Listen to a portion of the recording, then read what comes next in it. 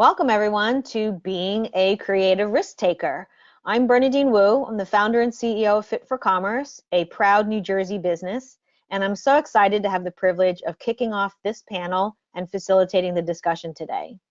Before we get started, a few housekeeping items. Bios for each of the four of us as panelists can be found in the speaker section of the event webpage. And we know you're going to tag us and talk about us on social media, so please just make sure to use the hashtag NJWomen, to keep the conversation going on social media. And so now it's my pleasure to introduce the panel. And as we go through the panel, if each of you could tell us a little bit about your professional narrative, that would be great to kind of set the stage. Miriam? Thank you, Bernadine. My professional narrative, I would describe myself as an entrepreneur, someone who's a change agent within a large organization. And I describe myself as being resourceful, knowledgeable, a real connector, and a team player. Fantastic. Shai? Hi. I consider myself an entrepreneur at heart, definitely a risk taker, very resourceful, and totally a team player. I think that's it. Tell us about your role at SBDC. Oh, okay, yes, thank you. Sorry about that. Yes, I manage marketing for the NJSBDC statewide network. We are located in 12 locations all over the state. We do a lot of stuff for small businesses and mid-sized businesses, and I stay busy all the time. Probably an understatement. Oh my God. Hi, Bernadine. Thanks for having me. So my professional narrative would be I am an ultimate risk taker. I mean, I left my job in corporate America working for a Fortune 500 company to be a full-time freelancer. So definitely an entrepreneur as well as a risk taker. That would be my professional narrative. Awesome. And tell us about your company and your role. Oh, awesome. So I am a celebrity makeup artist in New York City. In addition to being a celebrity artist, I am also a first-time author. Just released my first memoir in April of this year, Lip Gloss Chronicles, Confessions of a Celebrity Makeup Artist. And it tells a little bit about, my journey working in the film and television industry. And in addition, I am also the founder of Get Locks Cosmetics, and it is a collection of luxury lip glosses and mink eyelashes. Fantastic. And Miriam, did you get to say enough about your role at University of Phoenix? No, I didn't, but I'll be happy to. Yeah. At University of Phoenix, I am one of the key leaders here in New Jersey. I'm the campus and academic director, as well as a faculty member, and just out there making connections with large companies, professional associations like NJBIA and community colleges to find ways of connecting adult learners and employees to educational opportunities of all kinds. Fantastic. And just to round out, my company, Fit for Commerce, we are a digital consulting advisory firm. We work with brands and retailers. So in New Jersey, we've got lots of malls. You walk into any mall and half of those brands or retailers have probably been clients of ours where we've helped with digital strategy. So each of you kind of shared a little bit about your narrative and and I'd asked everyone to think about, a couple of words that describe them as a professional. As you think about your professional descriptors and your personal descriptors, are they different? Are they similar? For me, they're the same. I kind of approach everything within my career the same way I do at home. I'm very creative, and again, I am a risk taker. So if there's something that I feel as though is worth it, I go for it. And that's family life with my kids, my husband, my sisters, and with everything, and the same for work. I would say the same. I would say my professional, attributes are the same. Time management is very key to me. Being reliable, uh, witty. I can be witty as well. I think they're pretty much intertwined as well. And I probably would use, overlapping and intertwined also. When I'm at work, I tend to come across a little bit more professional. But people who know me know that I'm authentic, that I really care, that I can be very persistent. If I have an idea or my team has an idea, we're going forward with it. But always, how we can make friends, how we can build those relationships to make whatever we're doing, make it happen and be successful. Yeah, I find that it is, I think probably more overlapping circles, that there's sort of like this core, core values, of course, core personality, core character. I try really hard to tone it down at home because, my real personality or at work is really more ambitious and go-getter. And, as entrepreneurs, right, and risk takers, we have to just keep pushing and pushing and pushing. And sometimes, the committee at home doesn't necessarily want the same thing. I concur. You Right. It's concur. probably been a little bit more challenging this past year to have that separation, given the Yeah. fact that, working at home, learning at home, we're all together. So, but it's been a great experience too, to really get to know each other. Yeah, what Professionally has, get to know our colleagues as well as at home to get to know each other and spend more time together and see the Right. other side of us. yeah, no, that's a great point. And as we look back at the last year and we think ahead to the next couple of months where we're not through this pandemic, what were some of your saviors? What were some of the things that helped you get through as both a professional and, and in your home life?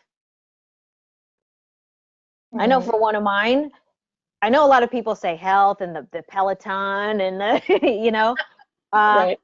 I always jokingly say beer pong because my kids are in high school. And once I got over okay, technically this is underage drinking, but it's at home. When we were in lockdown, it was a way for us to have fun together,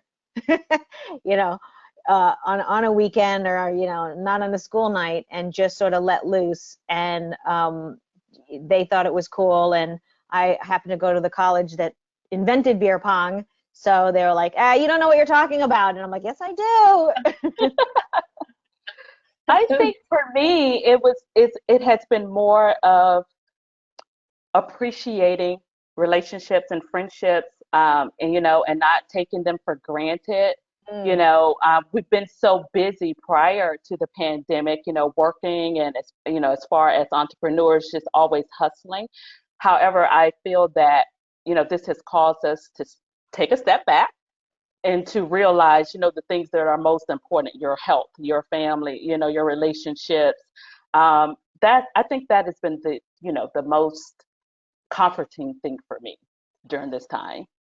And I think that, just getting to know people on a whole different level. When I would go to, first of all, not having an hour-long commute was a beautiful thing. Yes. That's a plus.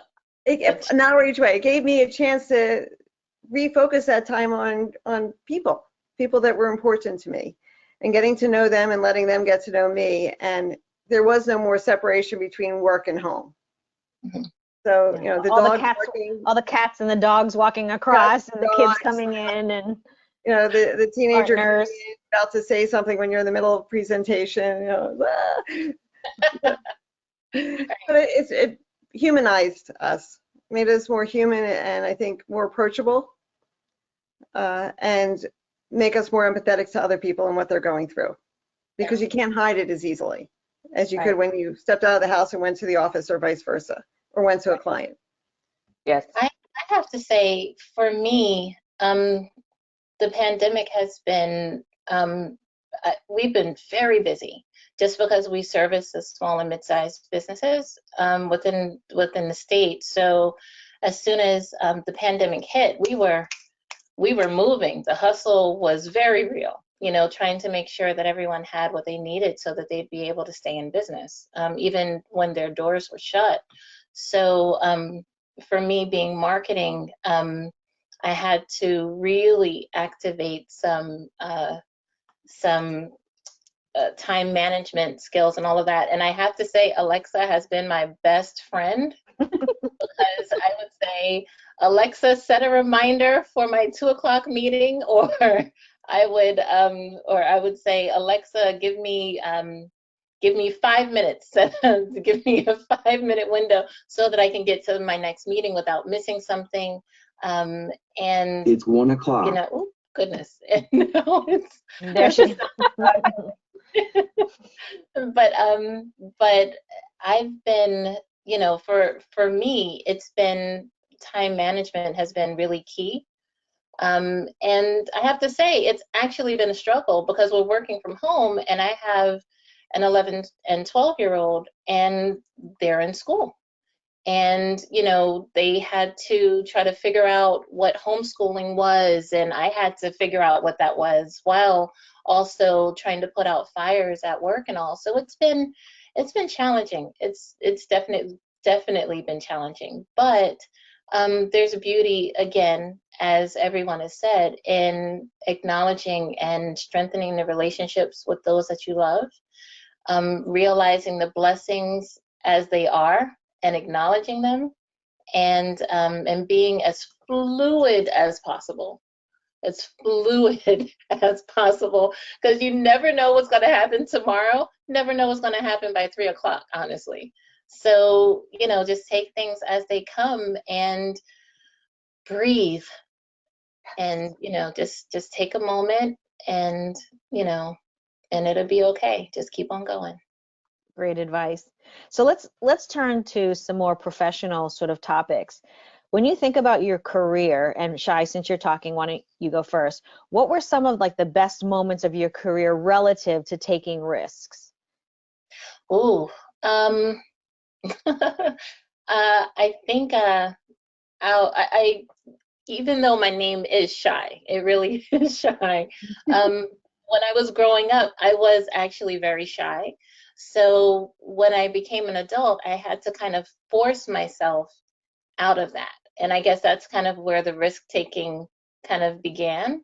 So at that point, it was like, you know, hold no bars. If you're going to do something, go do it, you know, and shoot for the stars, and you'll land on the moon, and it's all good. So I just kind of go for it. And I haven't really taken a moment to like really look back on my career to see, you know, the accomplishments that I've made, or the accomplishments that I've had along the way, because I'm continuously looking for, okay, so what do I need to do next, or what's going on around me? I'm very much in the present.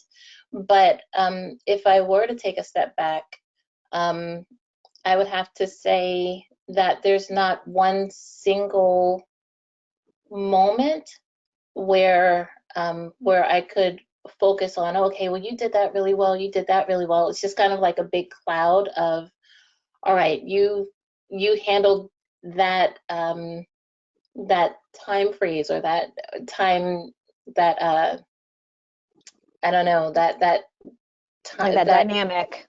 yeah, thank you. You handled that well, but you know, what would you do differently? And maybe you can activate that in the next thing, and maybe you can activate that and I mean, it sounds like a common theme, right? That you are always intentionally pushing yourself out of your comfort zone, or maybe your default zone, and yeah, because you and have going to. there. Yeah, Exactly, because you have to continue to grow, right. and the things that are working are good, but sometimes the things that work in one scenario isn't going to work in another scenario. Right. So you have, Mavis? yeah. Oh, sorry. Sorry. Oh, I thought you were. uh, you know, I've always been driven, but I could have never imagined myself being an author. You know, I never saw that happening. Um, you know, integrating, you know, relocating and integrating into New York City's, you know, film and entertainment industry, that was a plus. There's so many different things that have happened that it's just really make me, you know, in awe. Like, oh my gosh, I just never saw myself, you know, being in this space. but I'm really enjoying the space that I'm in. I'm enjoying, discovering new things about myself, as well as, meeting new people, working on different projects, having a diversity in my portfolio. All of those things just kind of, come together just to give me that, wow, I did it moment. So it's a combination of things. Fantastic. How about you, Miriam? I think one of the best moments in my career was saying yes to a promotion that I knew had a huge learning curve, that it was really outside my comfort zone. But people believed in me. And so I wanted to prove to senior leaders that I could do this. And I knew I had some friends and colleagues that had my back, and I did it, and I succeeded, and it was a great feeling. But the old me would have said, no, no, no, I'm not ready for it. I was like, well, why not? What do I have to lose? I have everything to gain by taking this big promotion, and it paid off. And when you're part of a larger organization, sometimes you need to weigh the risk factors and the organizational culture. If you take this risk, is there going to be a reward, or are they setting you up for possible, failure? But I feel really strongly about the culture at the University of Phoenix and what we do and how we do it. So I knew that when this opportunity came along, I had to say yes, and I wanted to say yes and take that risk. And That's then a I went home and said, okay, guys, I just took this risk. I'm taking this jump. We're going to be in this together. Just bear with me while I go through the learning curve. And it worked out well. That's fantastic. That's a good point, that you don't have to be an entrepreneur taking risk. Every day, every role, every step, right? We're taking a risk. And there are studies that generally women, when they look at a role that they are, they may not check all 10 boxes for all 10 things, women tend to think, oh, I'm not ready for that. Men tend to think, oh yeah, I could do that, even when they only have 2 boxes checked out of That's right. those 10 boxes. And there's something to be learned from both, right? But I love that message that you're saying. I think for me, there's also a certain amount of stress and risk taking around things like owning payroll, right? Mm-hmm. Like in jobs I've had, I've managed, tens of millions of dollars of budget. But when it's your money and you're the one that is responsible for, whether it's 1 or 30 or 300 other people's payroll and the money they take home to their families, which then affects their partner and kids and home, it's an unbelievable amount of stress. And so I have really, really just great, respect for entrepreneurs who are doing that. And, frankly, most of us fail. Most of us have some kind of a failure. I mean, this isn't my first venture. So it's, to me, like, that is ultimate sort of risk taking. But the reward is, of course, immense, not necessarily monetary, but just like you said, Mavis, there's like, I can sense real pride and, in what you've, surprise and pride, right? That's You said in what you've accomplished and, and all those things going on. How about, so I've obviously introduced the notion of being a woman in the world, right? And a woman in business. How has that informed sort of your, life perspective or life choices? Ooh, I know for me, one in my early career, I started out in the Air Force. So that was very, very different because the military is very skewed towards being masculine. So, and it's funny because I was a service member, but I was married while I was in the military, and my husband wasn't in the service. So people would automatically assume that he was a service member, and if we were together, they would always start talking to him, and I'd say, "Oh, well, hi, I'm the one that you need to speak to." But I have to say, being a woman, and obviously I've been a woman all my life, I kind of take that as, it is what it is. I'm proud of being a woman. It's not going to change anytime soon. So you just do what you need to do. regardless. Just like, you know, being a woman of color, you do what you need to do. And regardless of whatever arbitrary labels someone decides to attribute to you, you don't have to own that. You own what you want to own, and you move forward the way you feel as though is best for you. And you know, and that does require a bunch of risk, because you can't necessarily listen to people on the phrase. You just have to kind of go with your heart and with what your gut is telling you to do, and just move forward. Yeah. Yeah, I agree with that. Just following my instincts and knowing that I have a different way of working and leading than other people, and that's my style, and that's okay. But I also have to, make decisions and own my decisions. And if a risk feels great and it feels right, I'm going to go with it. But if a risk doesn't feel right at this moment, I'm not going to just say, no, forget it. I'm going to dig deeper, find out more information, find out why people are telling me that this would be a great move for me or a great project for us to work on. Get to know the people and the situation a little bit more, and then reassess and make that decision. So it's more of a calculated risk.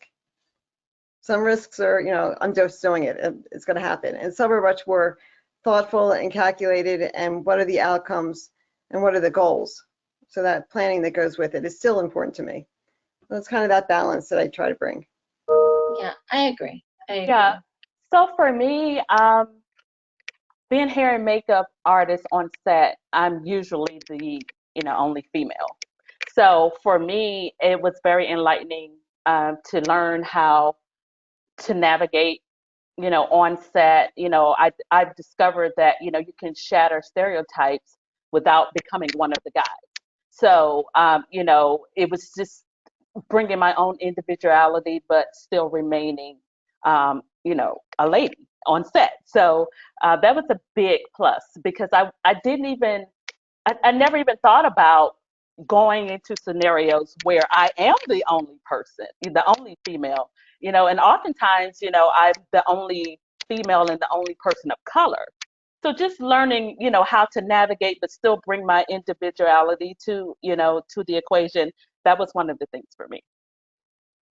I've had similar experiences to you, Shai, where, I'll be in a meeting with my team, and let's say some vendor comes in and they are presenting or selling or something, and they'll keep looking at the guys, and then and sometimes I'll even, when people come in, I'll offer them a water or a coffee because I'm a host or I'm a kind person, Right. and so but then it's like I can tell what they're thinking. And but I let it play on, and then they ultimately ask a question, and then the rest of the team goes, like they look at me, and then they realize that I'm the head of the department or the CEO. So that's being a little bit playful, and I had my fun with that. But that happens all the time. Yeah, and I have to say, sorry to cut you off. No, go ahead. But I have to say, I actually kind of love that, because in those moments, that lets you know what people are thinking. And if they're going to say something, especially if they're coming in for business, if they're going to say something and they're going to put their foot in their mouths, then I know that I don't need to be working with them. Right. I can already make my decision based on however they're responding, or the things, whatever they're doing to present themselves the way they want to. And I just kind of sit back and I internally chuckle. But at that point, I'm like, okay, I'm making my assessment and And seeing I what. make that assessment, but I don't always have the luxury to say whether or not I want to work with that person. Because oftentimes it's but internal. sometimes it's a teachable moment, right? It is. It is a moment to enlighten that person of what they just did, right? We've become much more sensitized to microaggressions and micro behaviors over the last year, through like the events, and so I did actually take a different tack now that I realize it's also it's my responsibility to make that a teachable moment after I've had my fun, but just for the better of the world, right? For the better of the next person. Yeah. And That there are hits. ways to do it. As Miriam said, with me, most of the time I'm working for a network, so I don't have that luxury to, you know, say what I want to say or do what I want to say. But I'm creative. So, I come up with ways to, to let people know. I remember once I was working on set and I was working with a crew from out of state, and everyone just assumed that I was the PA. Shout out to PAs, nothing wrong with it, but just can you go get us water, or can you do this, or can you order food? And then once they discovered that I was, hair and makeup artist, like, oh, I'm so sorry. So those things happen.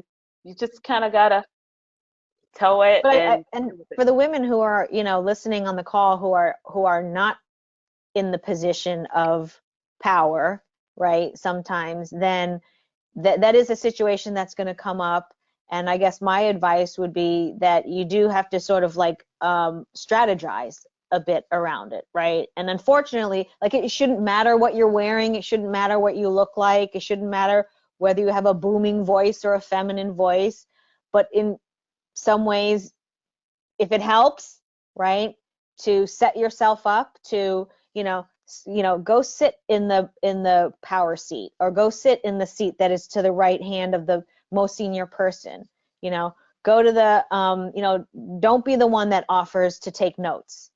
Don't be Right. the one that, if somebody says, like, oh, can you take notes? Like, maybe you did, got water, sometimes strategically you might say, yeah, I think we can all take our own notes, you know, or Right. you can pass it on to someone else. So there are a few techniques that, if you're more, conscientious about, that could help, because some women are not in that, power position. Yeah. Even if they're not in that power position, there's still certain things they can say and certain things they can do. Like, as you said, sit to the right of the leader, right? Don't sit in the back of the room. Speak up. Just even when someone used to call me dear, okay, dear, I turn around and say, thank you, darling. With a little humor. It's like an older man calling me dear. I'm sorry. No, that's not appropriate, especially in the workplace. So I'd call him something back, like darling, and he'd be looking at me. I'm like, well, you called me dear. And it gets the message across, but also just making sure that I'm heard, Yeah. and knowing what to say when someone says, literally, why should I listen to you? Right. And because I have something to say, and you're going to listen to me, because if you don't, you're going to run into problems, and this is why. Right. I'm here to solve your problems. You will literally say that part out loud. Right. will, And I have to say, yeah. some of it is in my head, but sometimes I actually have to say it out loud and say, I'm here for a reason, and you should listen to me, and this is why. And so I Right. need to be more knowledgeable. I need to, as a woman, not always just, talk off the cuff. I just really need to know what I'm talking about. Right. It makes a difference. It really does. It really, For- really. What kind of advice would you give young women in, or young women, or women starting off in a different, career or path? my advice would be to support other women entrepreneurs, because I found that it is so hard for us as working women or women entrepreneurs. We're more apt to support other, like, male counterparts or people we don't know. But you can support and still not be in competition, or not be envious. I think so many times we've given into the crab theory, where, if I support someone else, then it diminishes my ability or whatever, or my success. But no, it's actually better for you. It works. It comes full circle when you work or support someone else in whatever endeavor they're in. Then I feel that that's one of the things that I would like to leave as a legacy.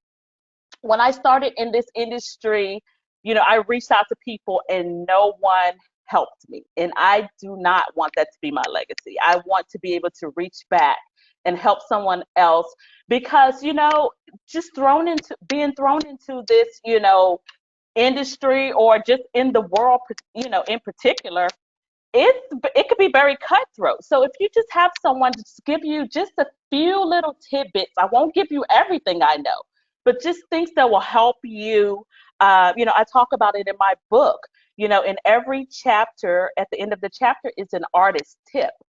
And the artist tip is not only for aspiring makeup artists, but it's also to help you to rethink. You know, I share a few of the mistakes that I made so that you don't have to make those mistakes. But it's just help you to look at someone else's perspective, you know, step away from the situation sometimes and, you know, see how you can do things differently or how you can be the solution instead of the problem. So I would hope that we will leave that legacy to young women, that you don't have to be in competition, you don't have to be cutthroat, you don't have to, you know, move in circles that you're not comfortable or you know that you shouldn't be in.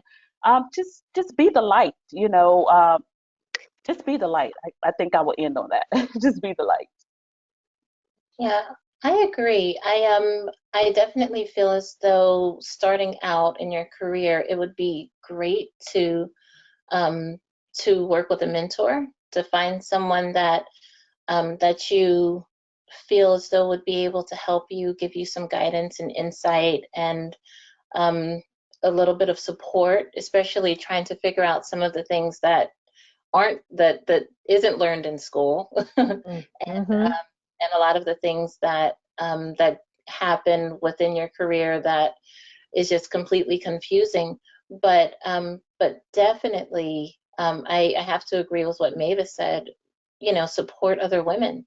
I was fortunate in being raised with strong women around me, whether they were my family members or teachers or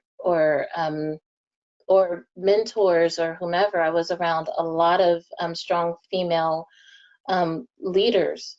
And as I got older, I looked for that and I gravitated towards it. And I have to say, in certain times where I was looking for that person wasn't there. And then it turned out that I needed to become that person.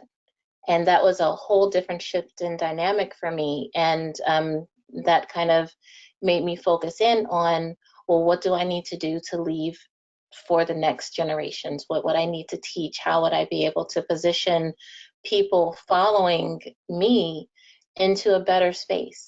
You know, so yeah. And just, Sky, you bring up some great points. And I teach a course in innovative leadership. And I often have young women say to me, if I was a leader, this is what I would do, but I'm not a leader. And in reality, I want them to know that they are a leader, even if they don't have the title.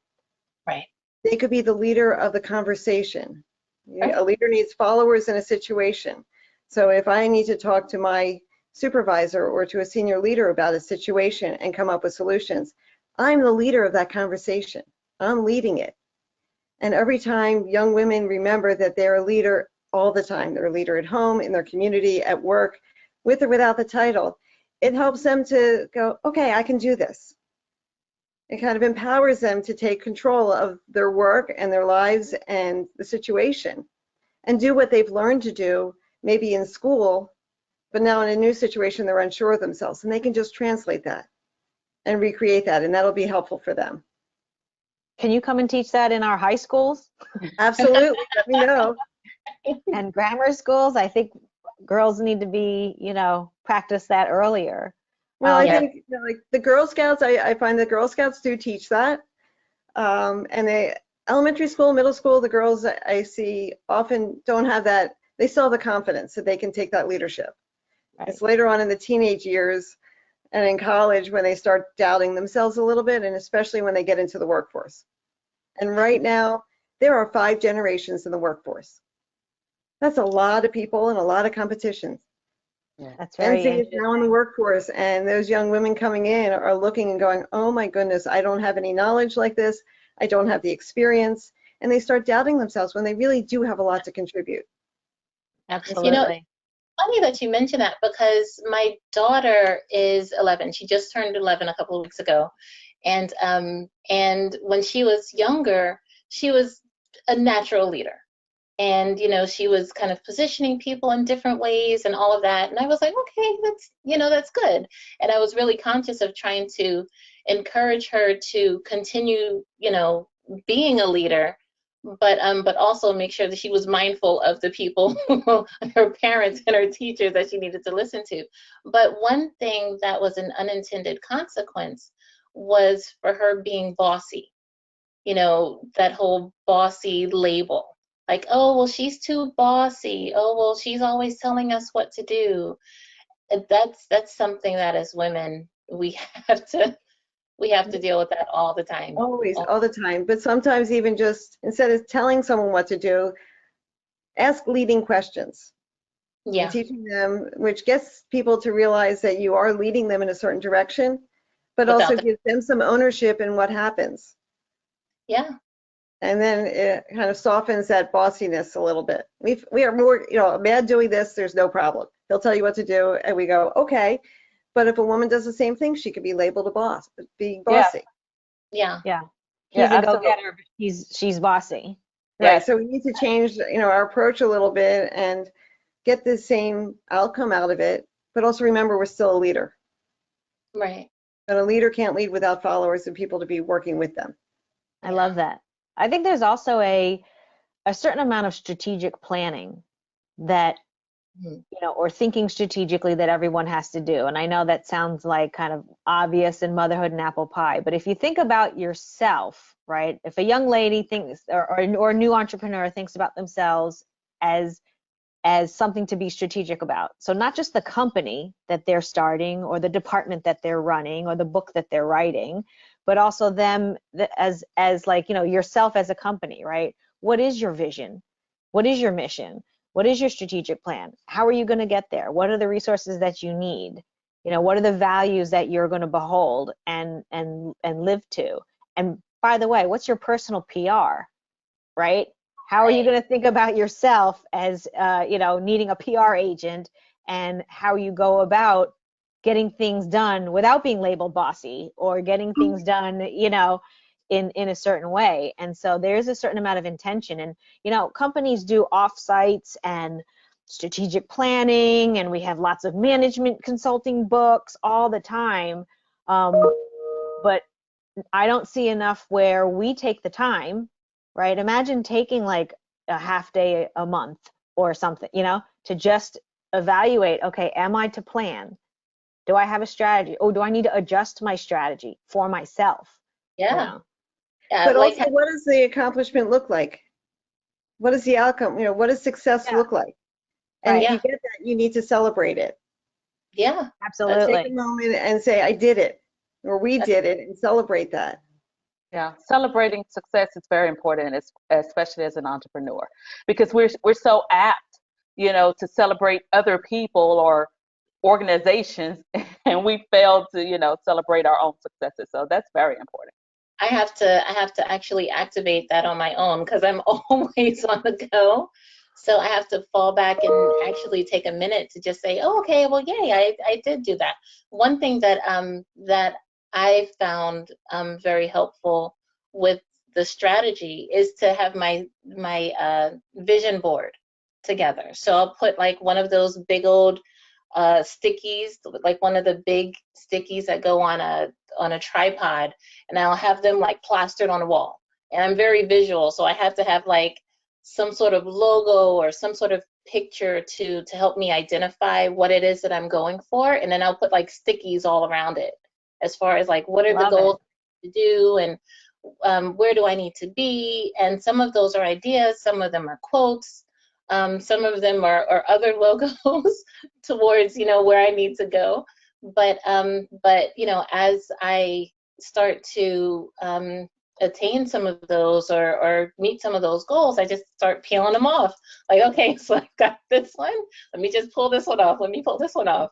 And it is helpful. It is helpful for like my own little pat on the back. Fantastic. I'm a big PowerPoint user, so I use PowerPoint as if it was sketching, or whiteboarding, and have done my own personal objectives and goals and things like that. Mavis, you mentioned sort of, you know, some of the lessons you've learned from mistakes in that, you know, in the sort of bottom line for each of your chapters. Does anybody want to share any other mistakes that they've made and what you learned from it? This is an unplanned question. It really is.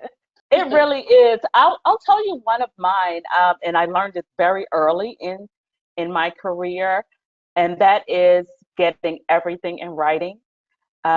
Even like, you know, I won't even do a makeover on a prom girl unless I have a contract. You know, I've just learned over the years, it's just best to have everything there, spell everything out, as far as, you know, compensation, everything, when to expect it, all of that.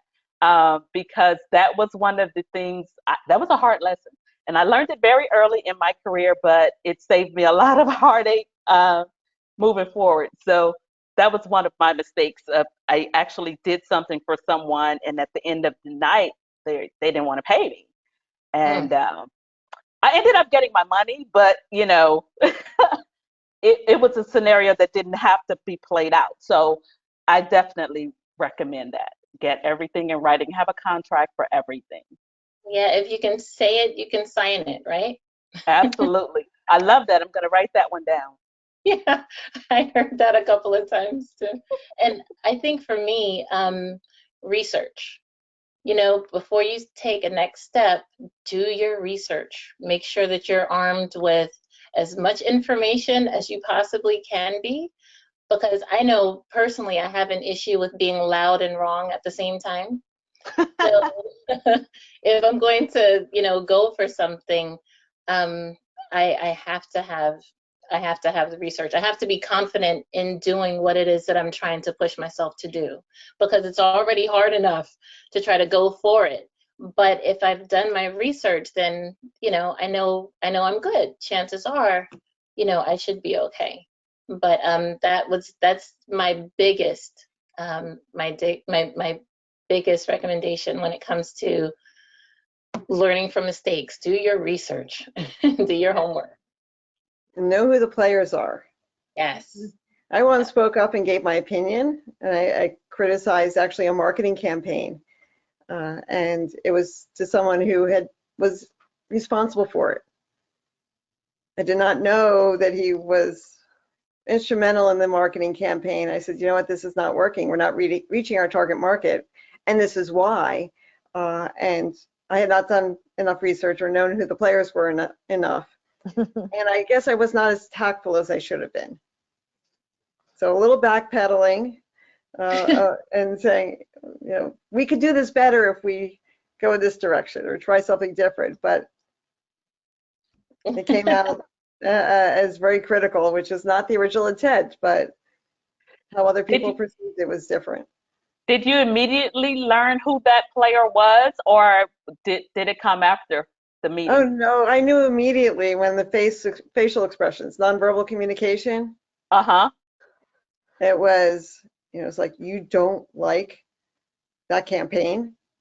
You're criticizing that campaign. And I was just, you know, going off, and I was like, oh, I better stop. It happens. I learned how to use my voice, and then I didn't use it properly in that moment. That's great. Yeah. LinkedIn helps to know who the players are before you go into a meeting. That's true. That's very true. Very, very Well, that true. makes me think that having the right people around you makes one of the biggest differences, especially if you're building a team or you're dependent on a team, you know, and having, you know, they say like hire slow, fire fast. You know, sometimes having the wrong people around can be, you know, it sucks Exhausting. energy. It could be, yeah, it could be poison, you know, toxic and so on. Having the right people around can, you know, multiply the magic that you create, Yeah, you know, invigorating and together. exciting. Yeah, To have the right people around. Yeah, absolutely. And you mentioned, you guys, I think it was it Shai? You mentioned mentors, right? and having having the right mentors. How about Mavis or Miriam? And Mavis, I know you said you didn't have as many, but what advice would you give on that front around additional people that are important to to success? I definitely did not have mentors coming in, but throughout my journey, I have developed mentors as well as mentees because I think that's important. As we learn better, we do better. I didn't want to be that person who experienced, or who left that experience that I had. So I believe that mentorship is very important. But not only that, also looking at someone who does what you do um, on a greater scale, and you don't have to like really be close with that person, or that person doesn't necessarily have to know that you aspire to be that, but just having that person that you can ascribe to. Oh, I like the way they do this, let me kind of mimic that, or see how I can research, as Shai was saying, to make my business better. So I definitely believe that mentorship is important. And I didn't necessarily have a mentor, but I did have a person that was very influential in my success.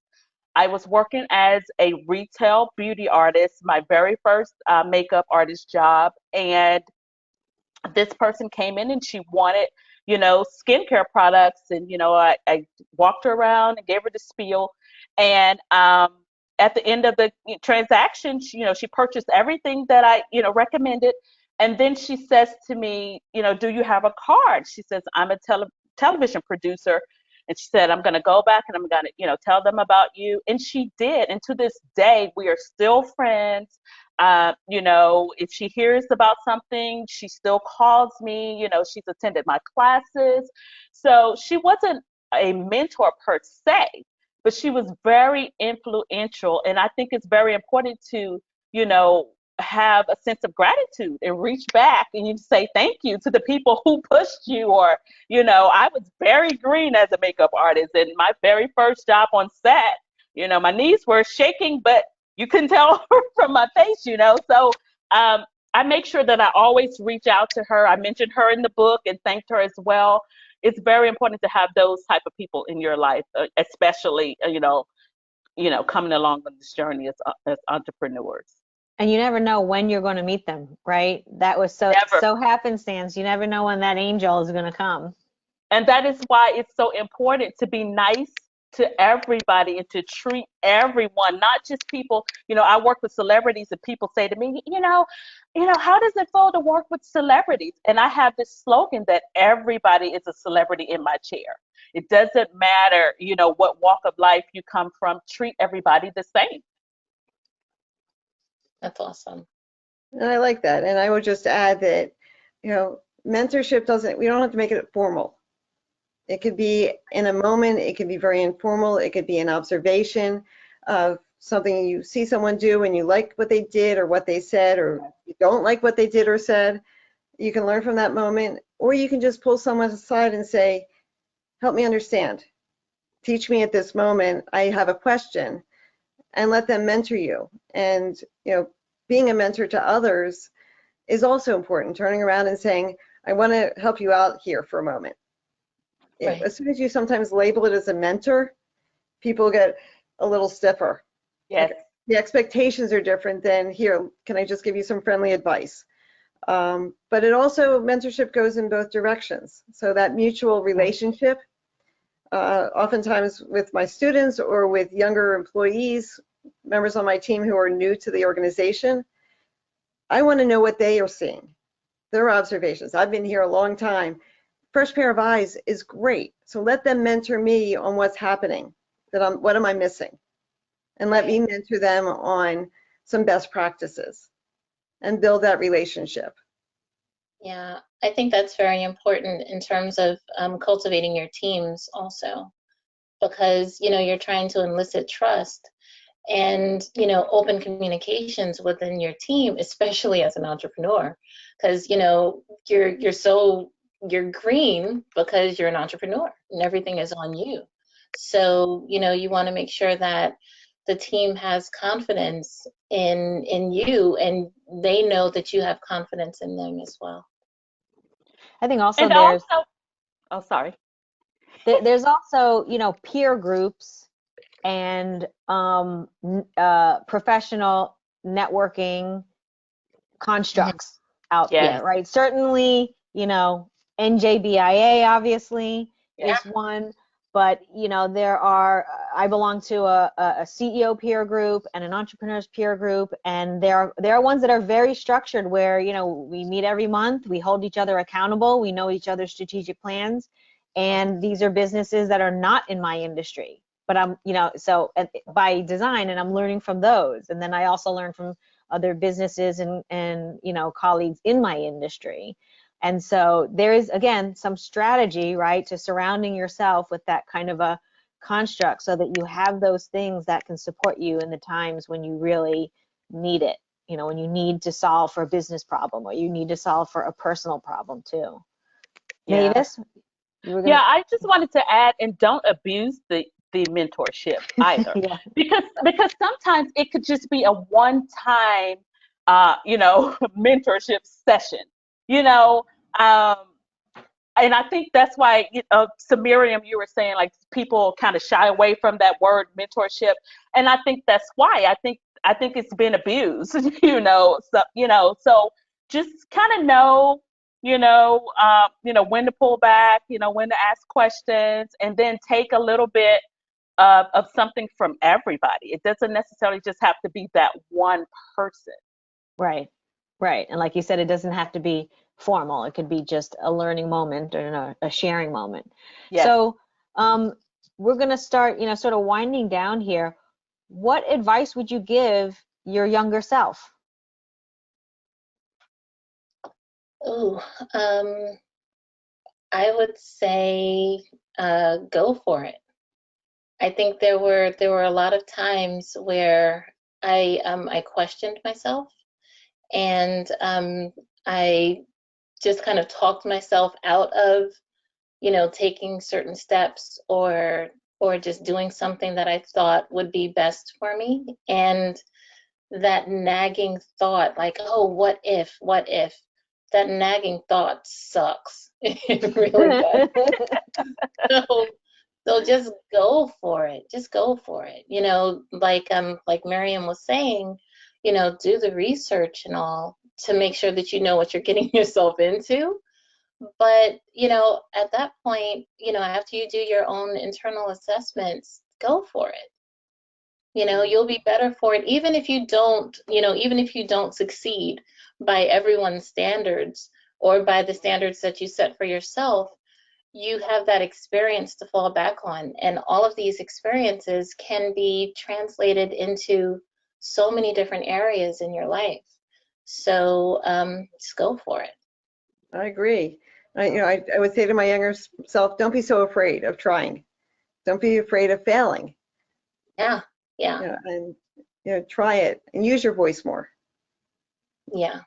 Yeah. And there's I there's beauty in failure sometimes. I mean, it's hard to say because it's hard to do. It's hard to acknowledge that sometimes that you failed, but there's lessons in failure. Mm-hmm. If you fall, you get back up and you try it again. Right? And I say, sometimes let me have the chance to fail. Let me try, and I'd rather try myself and fail than have you come in and fix it for me. right, 'Cause right. I'll learn from my failures and I'll learn from mistakes, Yeah, and yeah, I'll grow as a person and be better at that. I Yeah. agree. I would say, I would tell my younger self to trust the process. Success doesn't look the same for everyone. Someone else may become what you deem an overnight success, and yours may take a little longer, or it may look differently than the person before you. Um, just trust the process. There's so many, as a freelancer, it's feast or famine. Sometimes my phone is ringing off the hook, and sometimes no one is calling. But you have to be, confident and know that this is, you're on the right path, and, just trust it. It's going to all work out. And that was one of the hardest lessons for me to learn, coming from somewhere where I had a really nice cushioned paycheck every week to now, what is this? So just trust the process. That's what I would tell my younger self. Just trust it. I tell my kids all the time, don't ask, don't get, and I think that's along the same lines of what Shai is saying. I think what I would tell my younger self specifically is probably like take a little bit more time and stop and smell the roses. Because like if you're going, Yeah. it's just worth like taking that time, being in the gratitude and, present with what's going on. And, there's always tomorrow to go and later. Yeah, So that's a good one. well, That is, this has been, well, and surround yourself with amazing people and women like we've had for the last hour. yes. So this was fantastic. And just, on behalf of all of us, Miriam, Mavis, Shai, myself, thanking you all for attending this panel and listening. And we hope that we've inspired you. We hope that we've given you some useful, actionable advice. And we look forward to meeting you in person someday and seeing you on the next one.